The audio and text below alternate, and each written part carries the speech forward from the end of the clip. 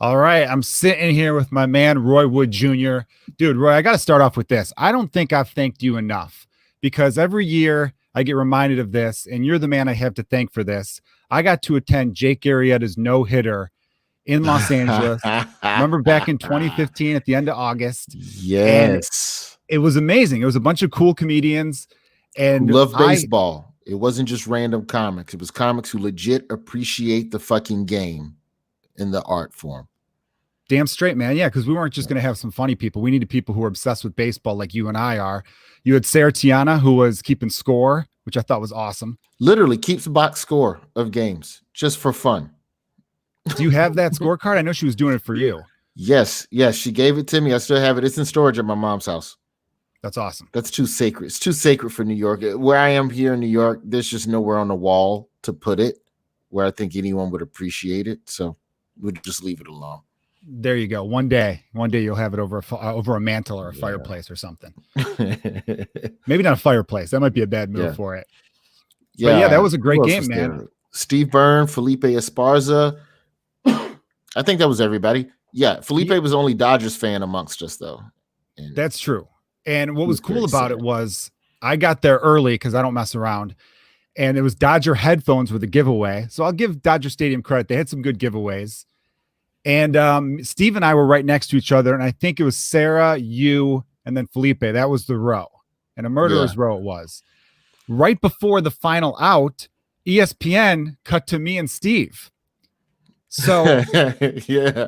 I don't know if you remember this, but when the game was over, we're all high-fiving. My phone is blowing up. And I'm like, I mean, I know I'm a huge Cubs fan, and my friends, they text me when a big Cubs moment goes down, but I didn't throw the no-hitter. And then I read the text, and they're like, hey, you and Byrne were on TV. You and Byrne were all over ESPN Sunday Night Baseball. You and Steve Byrne. And I was like, oh, thanks, Roy. You just gave me my biggest TV credit in L.A. Amazing. What's funny about that night is that we were having such a good time drinking and talking shit. None of us realized a no-hitter was happening until about the 7th. I feel like somewhere around the 7th inning, we just looked up at the scoreboard and was like, I gotten a hit. Yeah, I noticed about the 6th, I think, or maybe the 5th.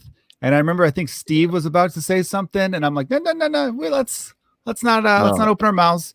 And I didn't leave my seat. I was drunk for sure. I remember that distinctly because that was my last weekend in LA before moving to New York to start at the Daily Show. I know it's a perfect goodbye gift to myself. Yeah, and it was really cool. Thanks again for bringing me along. And I remember I didn't find out until afterwards because I just thought you were being the good guy that you were. And then I think like Sarah or Steve was like, oh, this is a great goodbye for you. And I'm like, wait, where are you going? Because I think the next day I think that game was like a Saturday or something. The next day we had like an official like goodbye party. And then Ryan Dalton and I loaded up that truck for you. God bless you too. You don't even know what a lifesaver. You don't even understand. Dude, I got to see a no-hitter because of you. I'll drive you to the airport anytime you want, my friend. You've earned that. You got an airport ride for life. You and Dalton. That's for the people who don't know. When you get hired at these television shows, they give you literally like fucking 5 days to move your entire life to another coast. And it was in the middle of some gigs that I had that I could not cancel. Like I can't. Because one, I needed the money. Two, it was fucking Hong Kong or some shit. So you're not gonna find somebody to cover your China run, real quick. So I had to go over there and handle that. And so thankfully, you boys came through, man. Well, let's talk about that. Let's pivot. I'd like to get back to the Cubs because you have so many really cool Cubs moments. And I don't know if you noticed this, but I've been doing like a Cubs podcast / a regular podcast. So you're kind of a guest on both of them right now. You know what I love about you? I love your dedication to the Cubs post game, no matter where you are on earth at that moment, as soon as the game, like you could fucking wait till you're home in your four walls. And you're like, no, I'm in the car. I'm at fucking, I don't know, what's the store up there? Dominic's, Harris Teeter. You're like in a grocery store parking lot, like, listen, this is fun. And you've heard the game. Like you've been listening to, it's not like you're just freestyling off of the box score. You legit were following every pitch, every moment. And God bless you, bro. Well, dude, thanks. And it's also an obsession since I was a child. And, as comedians with the whole, COVID-19, everything being shut down, I was like, I've got so much free time and I need to be productive with it. And I love the Cubs. So why not combine the two? And it was kind of funny because someone said, you could have waited till you got home. And I go, no, man, I got to be hot off the presses with this. I can't let other people get the views. They're going to steal my views. So there'd be sometimes, because comedy was slowly opening back up with these outdoor shows. And I remember doing one where I'm like, look, behind me, you guys could see there's a comedian on stage about 40 yards behind me in this park or wherever I was. So yeah, man, you got to be on it. Straight obsessed, man. I love it. Right. So you found out you got hired by The Daily Show right after seeing a no-hitter, or not right before, actually. What was it like? What's the audition process again? A show like The Daily Show, which has become iconic in the same way SNL is for a lot of comedians. It's essentially, so I auditioned. This was my second time auditioning. I auditioned back in 2007 and shit the bed. And I realized what I did wrong was that I wasn't actively listening, which is part of acting and performance, is to pretend that you give a fuck about what other people in the scene are saying. So The Daily Show audition is pretty simple. You write a segment and then you perform a segment that their writers wrote for you. So essentially what we're looking for, can you bring other people's thoughts to life? And do you have the type of thoughts that are congruent with the type of comedy that we want to do on the show going forward? And that's a weird thing because Trevor's a new host. So everything that Jon Stewart's done, you can't even look at that because you can't assume that any of that type of pieces or ideology is going to be on the show.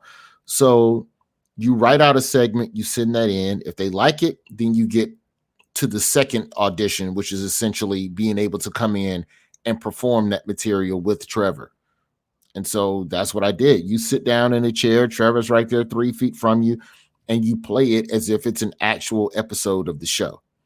And so, in that they're clocking performance and comedic timing on top of you being able to write the stuff. It's can you perform it? Because, it's still a show. It's not just straight up stiff journalism. You got to be able to bring the jokes to life. And it was just one of those days where just fucking everything worked out, man. Fucking 5 for 6 with 8 RBIs. Like just one of those days where you walk out of the audition and you just know, even if I don't get it, I fucking did everything perfect. And that's all you can concern yourself with as a comedian, as an entertainer, period. Do your part. Everything else is out of your control. And that was that, man. Like, I was like, yeah, fuck y'all. I'm headed back to the airport. So I didn't even book a hotel. Like, I fucking landed at like 11 in the morning. My audition was at 4 and I was headed back to a 7 o'clock fucking red eye to go back to the West Coast, and got the call on the way back to the fucking airport. That's awesome. And so that was that. That's some cool show business stuff right there. Yeah, it doesn't always happen like that, but that was one where I was like, you know what? Yeah, that was a good fucking day. What was your reaction? I had Ryan Dempster, former Chicago Cubs pitcher, Red Sox, Marlins. He was on my podcast about a month or so ago, and I asked him what was going through your head when you found out you got drafted by a Major League Baseball team. And I want to know what your reaction was, because The Daily Show, that's a huge deal. So I think people are always fascinated, like what goes through someone's head when they get this huge opportunity. Did you do like a little dance? You do a little fist pump? You do a little shoulder thing? What'd you do? I sat in a corner and cowered in fear. I am more motivated by fear of failure than I am a desire to succeed. And I don't know if that's the best approach, but it's gotten me 23 years in this business. So I will accept it. I don't want to be the one to fuck it up, And then you also look at the fact that, I'm not, how can I put it? There haven't been a lot of Black correspondents either.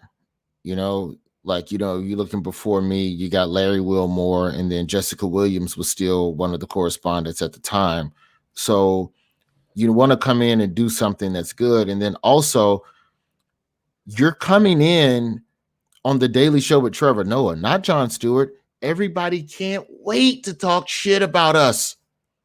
because he's the man replacing the man, and you're with the man replacing the man. So just, I don't know, instantly in my head, it was a desire to do well. So now it's okay. You got to start thinking of segments. You got to start thinking of stuff.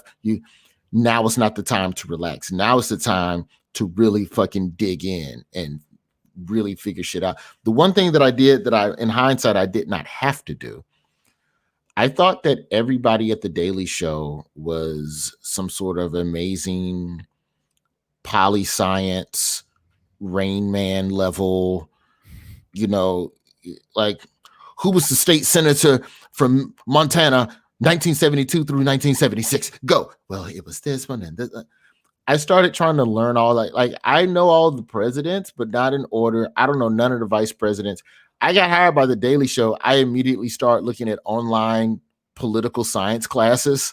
Like, I must get smart. I'm not smart enough. I don't even know all the vice presidents. And that was something I did not have to do. Your job is to bring your perspective to the issues, and there's other people in it. Everybody has a strength, and together we form Voltron, or excuse me, for the younger people, Power Rangers. We form a Megazord or whatever. And so that was probably the one thing I did not have to do. I was excited. I was thankful, because I felt like I was at a point career-wise where I felt like I was stuck in mud. So it's good to have an opportunity that at least kind of validates, okay, you're doing something decent. If you're at least on their radar, you're doing something in the ballpark of what needs to be done. So that part of it was cool, but I'd say that Cubs game, that was the night of celebration. And then from then on, it was just, all right, how do I not get fired? What can I do to not get fired? Because I started doing research on all of the other previous correspondents, right? And we talk about this Daily Show institution and all the stars that have come from this show, and such an esteemed fucking Jon Stewart's tree. The roots extend throughout the cable universe. There's way more motherfuckers who weren't able to pivot after this show. I'm just being straight up, and that's not a diss. That's not talking shit. It's about the fact that there are two paths when you leave a show. Same way we talk about SNL as an institution. It's a lot of motherfuckers who left SNL. Shit didn't pop for them afterwards. Yeah, it's true. And it could be for a number of reasons. That's not a knock on any of those people or their talents. My point is, as I started really doing the research on the lineage of the show, okay, well, what has everybody before me done comedically so that I could find my own lane? You start finding out that this hit rate of people who leave and really pop is not as high as what people purport it to be. So, of course, there's plenty of people, but when you look at the entire talent pool, it's not as big of a percentage as people think. And so that fed the paranoia, because that's me. I'm looking for how this will go wrong and how can I avoid that? And so that became my approach. So I don't know, man. Fear has a way of taking nervousness off the table for me. So, I don't know. No, dude, it's philosophical in a lot of ways, though, because I was talking to a guy Mick Betancourt. I'm sure you know him, right? Mm-hmm. He was talking once where he says so many people have a fear of success. And I go, really, fear of success? He goes, yeah, because think about it this way. If people had a real fear of failure, they'd do everything to run from it. And you were an example of someone who really does have a fear of failure, because the way you're describing it, you're immediately going to a place where it's like, how do I avoid all of that shit? I don't want to be just another name of someone who took this opportunity and didn't cash in on it or didn't make my mark. And man, I did not realize the amount of pressure, because you guys were essentially Saved by the Bell, the new class.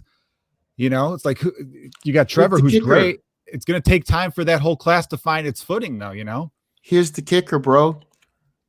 We only had 6 weeks from when Jon Stewart did his last show to our first show. Wow. 6 weeks. So at a weird time in America, redefine, too. In an election year, with an election coming up in 2 months, we're having to figure out what I have to learn this job, and then also learn what is the tone of the show. What's my voice? Where do I fit in in all of this, and I got to give Trevor credit because, he really got out of the correspondence way on the front end and really letting us pitch stories that we were passionate about, because that essentially made us more comfortable. So you're not sending me out on something that that I'm not vibing with. It's like, no, I actually give a fuck about this issue. So that means you're going to ask more engaging questions, which are going to create more interesting moments for comedy in the room with the interview subjects. So yeah, it was definitely like a lot of things happening at the same time creatively. And, that part of it was a little nervous, but on the actual night, on the night of the first show, my number gets called. And so on the one hand, I'm nervous.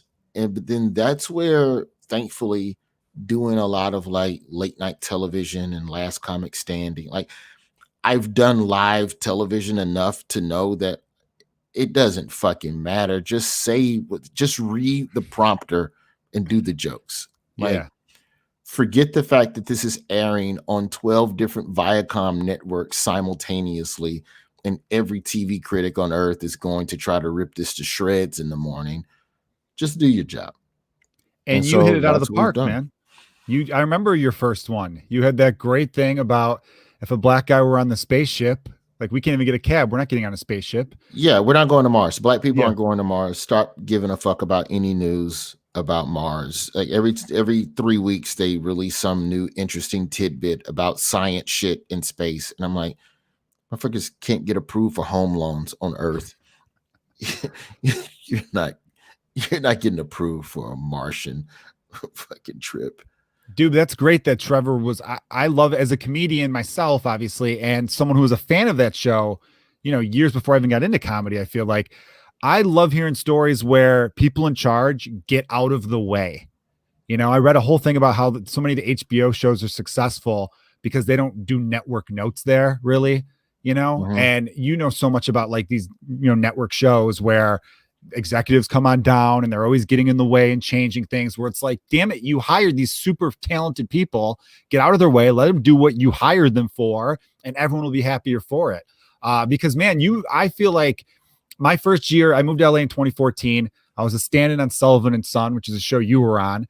And I remember that season of Sullivan and Son, I felt like, damn, Roy's really like stepped it up, because your acting got so good and you were like delivering the lines so much funnier. Not that you weren't good the first 2 seasons, but I feel like I'm sure a lot of people gave you that compliment season 3.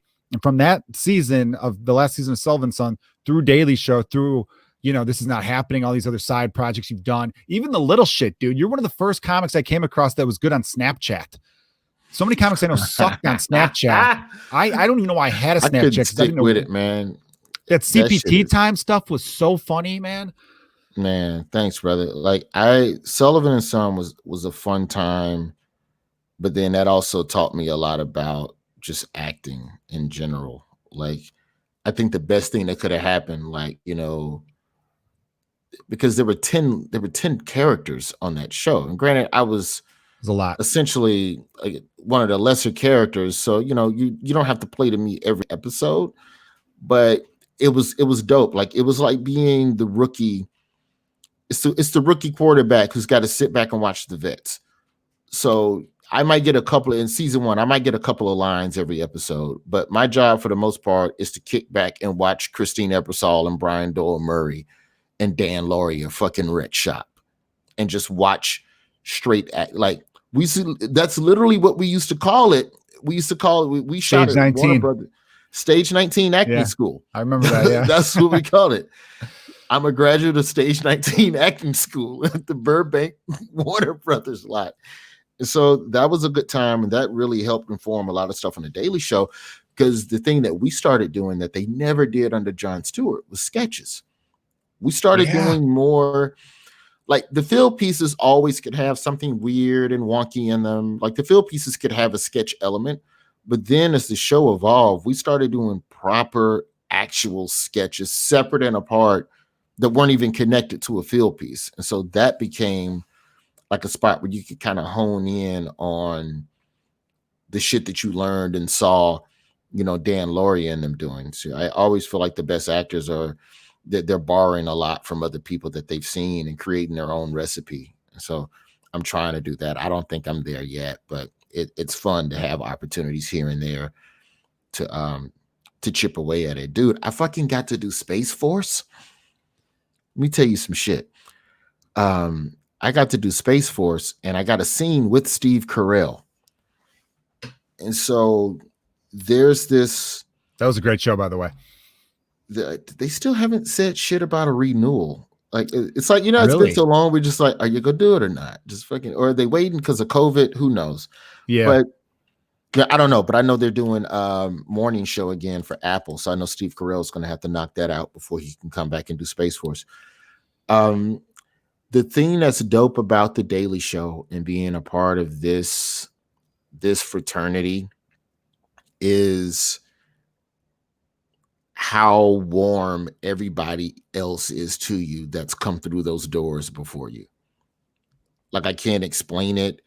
Like, it's some shit that, like, I don't know. I imagine it's like when a motherfucker in the Navy sees a motherfucker in the Army and you're just both at a food court and you just give each other a nod because you both know what you've been through to wear that uniform. I saw John Oliver at just a random spot in Manhattan, and he walked over to me. Like, I wasn't going to say shit to him. Like, I was just going to say, you know, give him a little nod. He beelines to me. There's a couple of things you need to know about this job if you're really going to do it well. And he just starts running down shit, unsolicited OG advice. Same thing with Colbert, Samantha Bee, Jason Jones. He put me in an episode of The Detour when that was still running on TBS. And we had a long talk about that shit, man. And Carell was no different. And on the acting side, I can't even explain it because nobody would understand it who's not in the business. But Steve Carell can take one line of dialogue. Let's say he has 5 lines of dialogue, right? He can play lines 1 and 5 the same and then do something different with lines 2, 3, and 4. Or he can play line 1 the way he played line 4, which alters how he plays line 2. Like, the adjustments that he's making on the fly, and it's all based on what you're doing in the scene against him. It's some fucking fuck, man. Like, if you watch football, it's some zone blitz, QB sneak, QB spy zone blitz shit option. It's like the option versus the zone blitz. It's like, are we going up the middle? Am I bootlegging? Am I going to toss? Maybe I'll pass. Depends on what your safety does. If your safety shifts, so like, it's fun. It's that, but for comedy. And it was amazing to watch. I'm glad you compared it to sports because I feel like that's such an easy entry point for people to understand. You know, you mentioned Dan Lauria and all these people earlier. The actors like Steve Carell, people who are getting nominated for things, or when they do something are automatically in the conversation, they're operating on such like a higher level. It's really, and same with like an NFL quarterback. We've all seen that guy in high school. Oh, this quarterback in my high school is really amazing. This whole other level of things that you see in comedy and acting and sports is just, it's awe-inspiring. I wish more people wouldn't hate on it. I think people are so quick to like hate on these people who are in positions of success, but it's really, it's hard. It really is hard what they're doing. Yeah, it's acting, but it's still incredibly difficult. The problem with comedy, comedic acting, stand-up, comedy as a genre. Comedy is the only genre that the consumer accidentally does from time to time themselves. You're never accidentally singing. You're never accidentally a good dancer, but from time to time you make people laugh.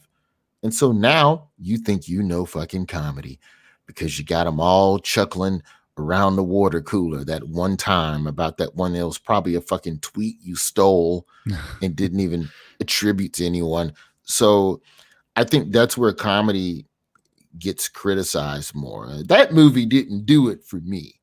Like, whenever people bash a comedy, like, I always feel like when people don't like a drama, they're just, oh, it didn't connect. And I see what they were attempting to do, but it didn't fucking. But if it's a comedy, it's like, fucking didn't laugh, only laughed twice. Fuck the whole movie.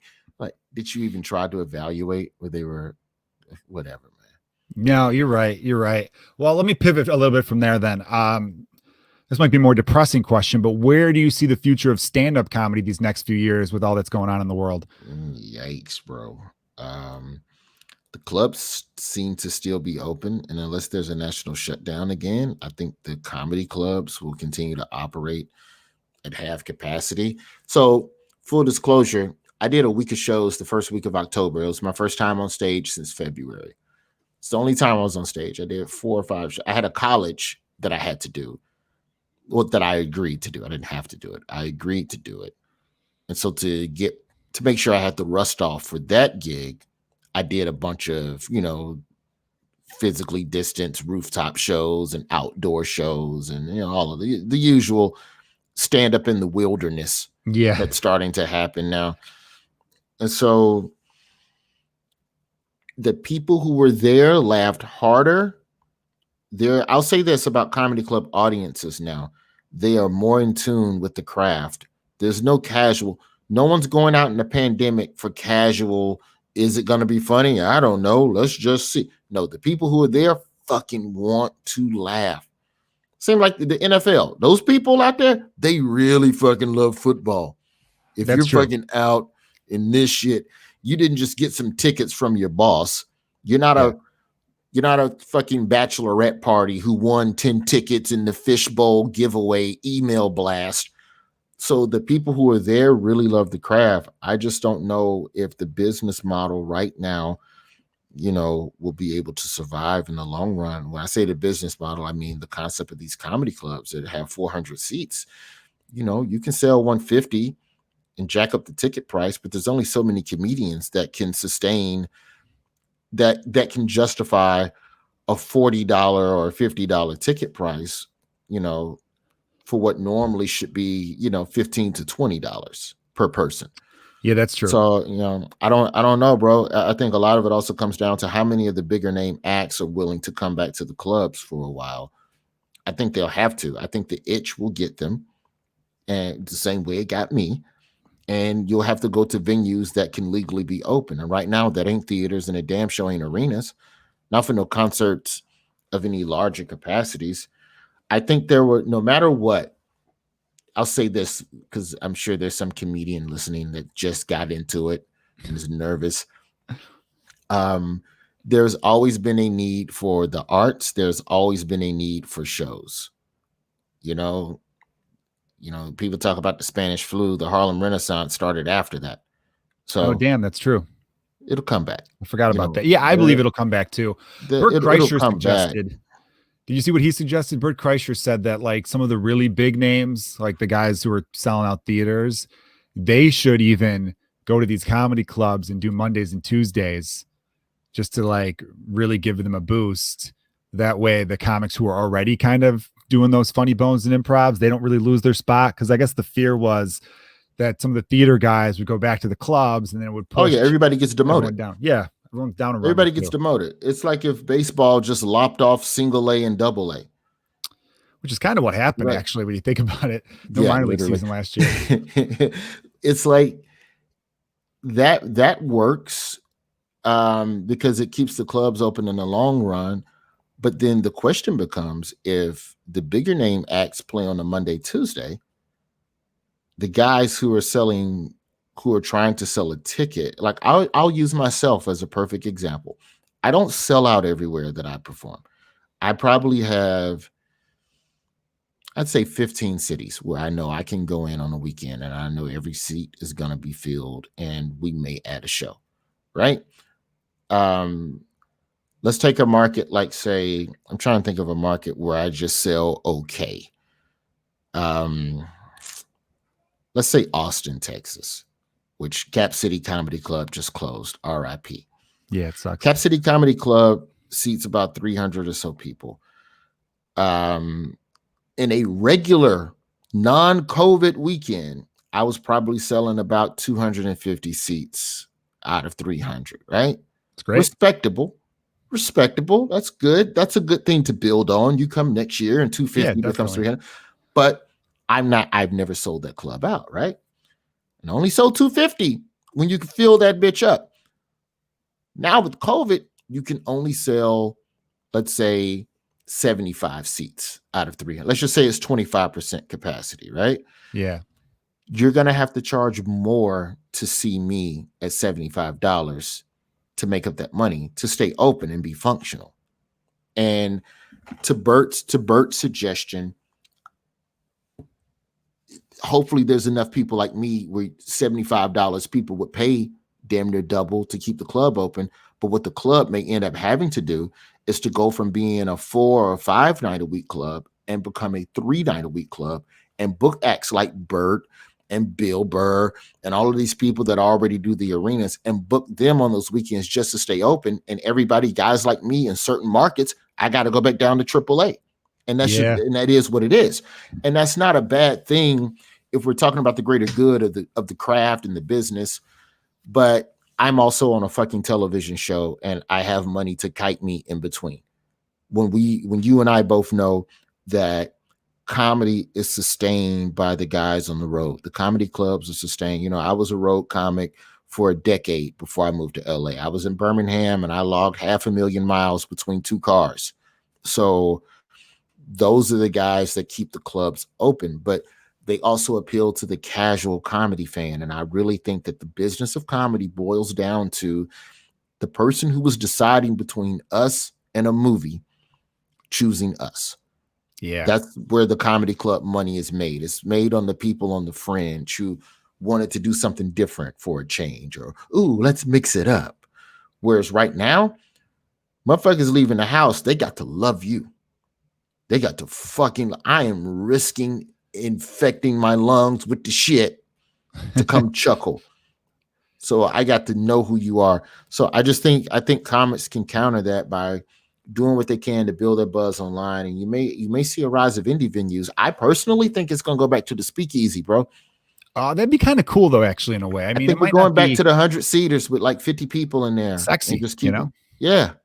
That might be the new fucking thing. And you figure out another way to get your money. Yeah, for sure. All right. Well, let me, I don't want to hold you too much longer, but I got to ask you, it's the 4-year anniversary. You and I are talking 4 years ago today, the Chicago Cubs beat the Cleveland Indians to win their first World Series in 108 seasons in Cleveland. Game 7. You were there, Roy. Tell me what it was like. And also you got to address your attire for that game, what you were wearing. All right. We'll start with the attire.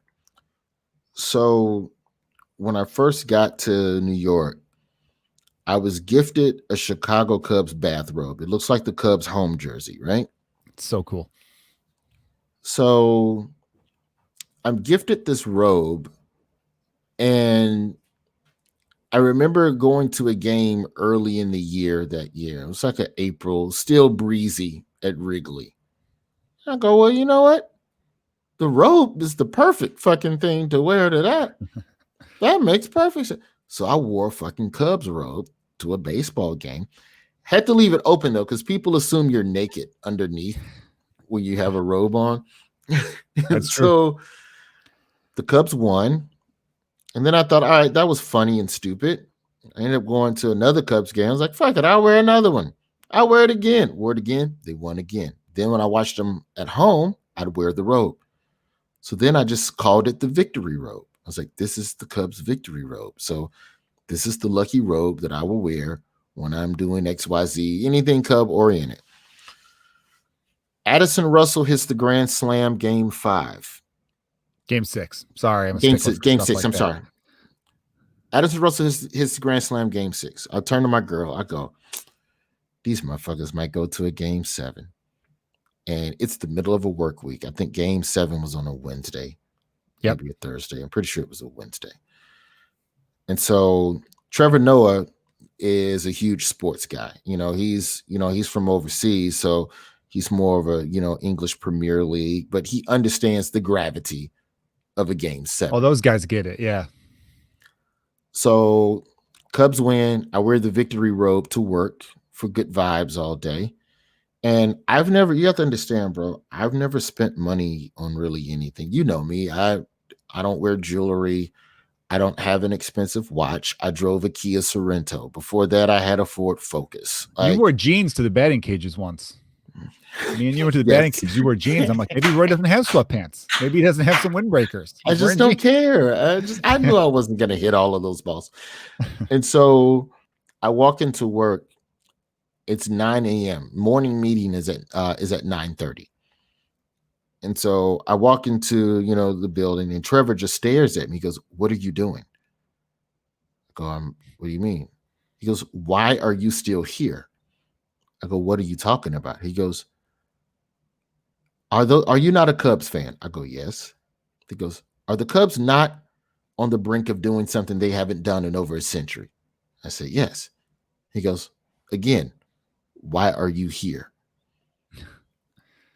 And I go, "Are you fucking serious?" He goes, "Leave now before everybody knows, and then they want the same concessions when their team gets to the championship." It's a great boss. So I hop on StubHub. I buy an outfield seat 10 rows back. I got it. I hate to say the price, but people always, you want to know what the ticket costs. Say it. $2,100. Wow. $2,100 fucking dollars. But I've never, Joe, you know me. I don't wear nice sneakers. I wear very average.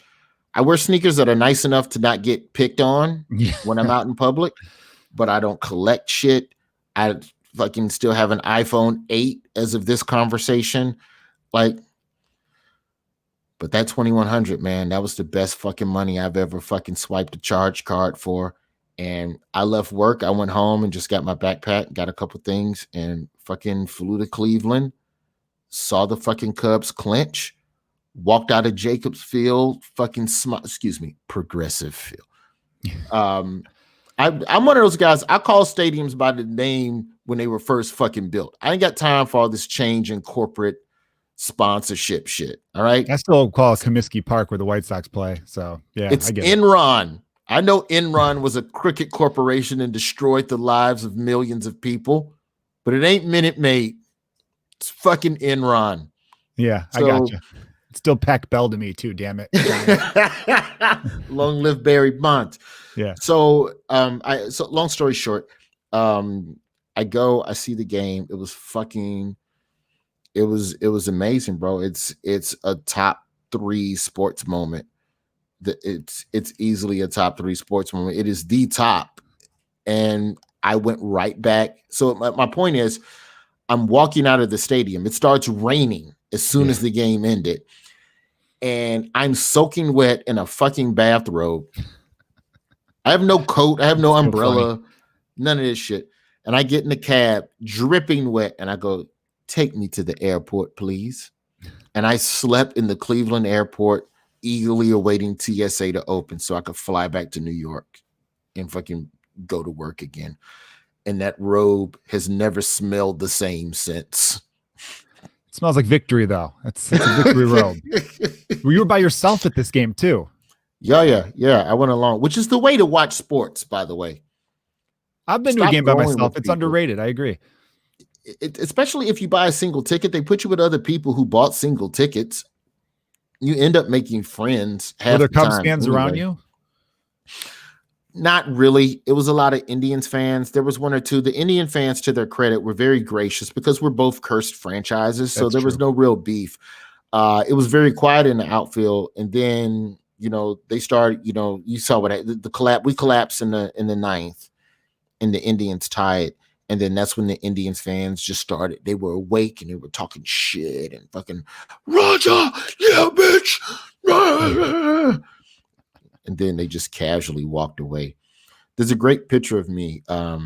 If you search Cubs Game 7, it's somewhere in the Getty images of me holding up the "Losers No More" sign that I made during the rain delay, and just a dejected Indians fan walking past me.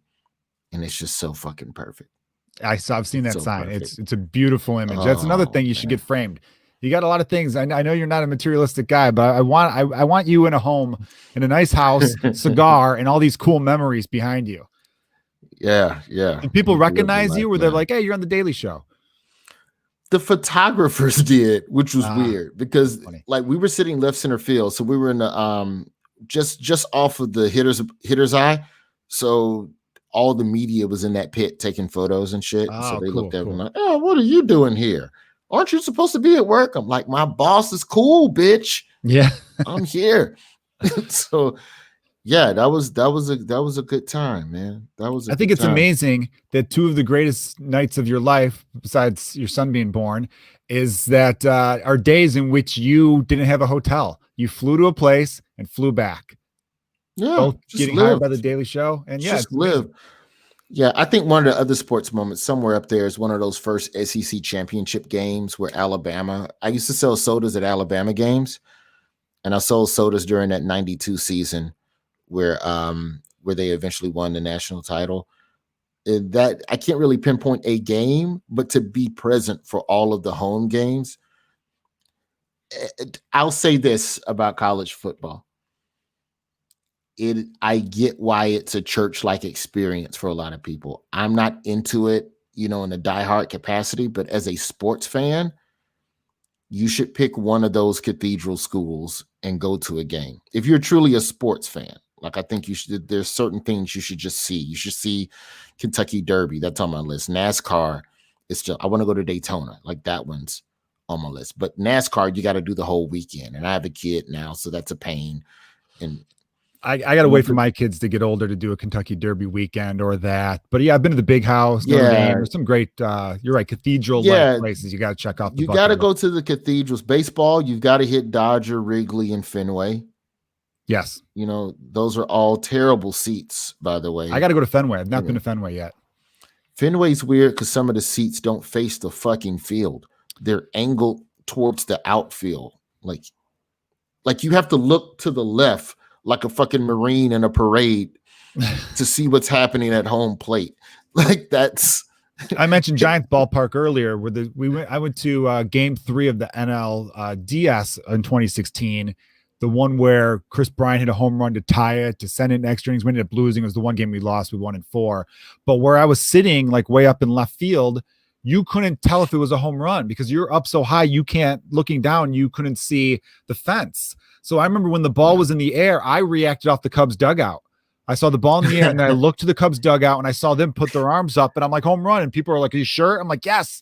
And then that's when you saw Bryant start to trot around the bases and then everyone, And I'm like, that's a modern stadium. Fenway was built in 1912. So I get it there, but a modern stadium, get your shit together, You think Bryant stays or you think he's gone? I think he's gone, sadly, because I love the guy. It was just a bad timing. As a dude, when they kept him in Iowa for that extra 2 weeks or whatever that was in 16, I was like, it's gonna come back to bite him. I think it might bite him, but this whole COVID year was so crazy, bud. Like, think about as guys like us who, travel doing comedy, we kind of understand in some regard the need to blow off steam after a bad set, right? With COVID baseball, when these guys who were struggling, because a lot of big names had bad years this season. Yeah, Javi had a tough time. Javi had a terrible year, and then like Nolan Arenado on the other side, and a few guys in Boston. Even Corey Seager before the playoffs had a rough year. Not Corey Seager, Bellinger. Christian Yelich had a terrible year. Anyway, though, in a typical season when things aren't going well, you do a little slump buster action, or you go like, hey, let's go to the casino tonight. Let's go to a bar. Let's forget about all this stuff. But you can't do that during COVID. People would take your picture going, hey, we saw so-and-so at Paris Club. We saw this guy over here, like losing at the craps table. Like they did the Cardinals.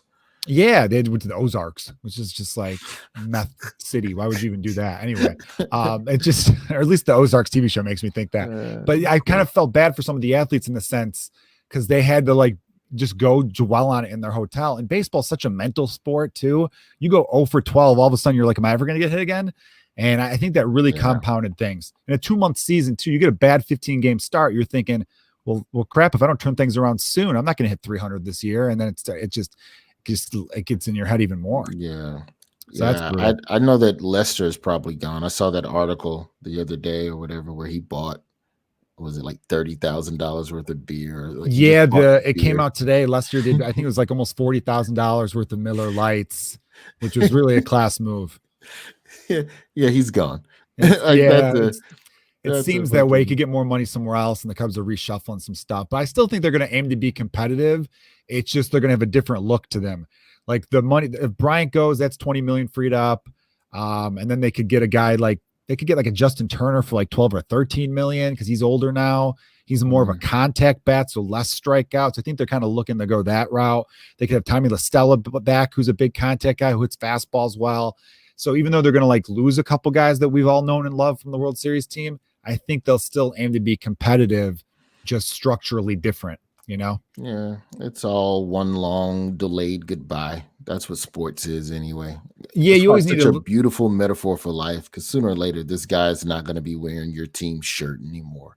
Yeah, bands break up, teams that you love break up. I mean, I'll always worship this team. It's important to learn. Yeah. That's what I think kids should have. They should have a favorite band, a favorite player, and a favorite pet. They will all let them down. You know what's funny about that, dude? Here, this is more for you. I've told my listeners this a few times. My 3-year-old son, and I'll let you go. And again, thanks, Roy, so much for doing the podcast. My 3-year-old son loves the Beatles. He has no idea they broke up 50 years ago. Oh no! He doesn't know John Lennon died. My wife was my wife said, like, hey, what year did John Lennon die? And my 3-year-old goes, John Lennon died? I'm like, no, I'm like, what are you doing? I don't want to. Dude, I skipped the scene in Lion King when Mufasa dies. I just am not ready for these conversations. He's 3. So one day it's going to be a rough, it's going to be a rough week around this house. Bro, my son knows about death, bro. He loves, you know what his favorite animal is? The Venus flytrap. Really? That's cool. He loves carnivorous plants. So he fly traps, pitcher plants. There's one called the honeydew that fucking rolls insects up like a burrito. So the concept of death, like he turned to me one day, he goes, after it eats it, where's its stomach? And so now as a father, I can't lie to him. So I have to go, well, son, the Venus flytrap sucks the juice out of the body, and then the empty shell of an insect falls to the ground when it opens its mouth anew for a new victim. And he went, oh, okay. Like just processed it and kept it moving. And I don't know if I'm raising like a regular child or fucking Dexter Morgan over here. I don't know. No, I think you're doing it right. I'm going to have to face this conversation head on. If he asks me, I'll tell him bands break up. Famous people should have protection when they walk around New York City in 1980. I'll have to break it all down for him. But Roy, man, dude, where's the best platform people should follow you on? Twitter, Instagram? What do you think? I probably talk the most shit on Twitter. Don't bother me on Facebook. I only check that like 3 times a month. Yeah, I barely go on that too. Instagram is fine, but I like Twitter because it's just more interactive and day to day. It's more conversational. I'm more conversational than I am visual. And everyone check out Roy on Twitter, Instagram, all that kind of stuff. And he's also got a bunch of great comedy specials. Your father figure was the name of your, what was that? 2 comedy specials ago? That was the first one. And then the second one was No One Loves You. No One Loves You. There we go. Both of them are probably available via the Comedy Central app, I believe. I should have done my homework on that one. There's a bunch of clips of it together on YouTube. Just watch it all on YouTube, put it together in your head, reassemble it. There you go. Awesome. Dude, thanks so much for being on the podcast. I'll talk to you soon, and hopefully the election goes smoothly for you guys. I know it's got to be a crazy time at the Daily Show right now. We'll come back to that another time. Yeah. Another time. Yeah, we'll do another podcast in the future. All right, dude, you're the best, man. Thanks, bro. Yeah, man.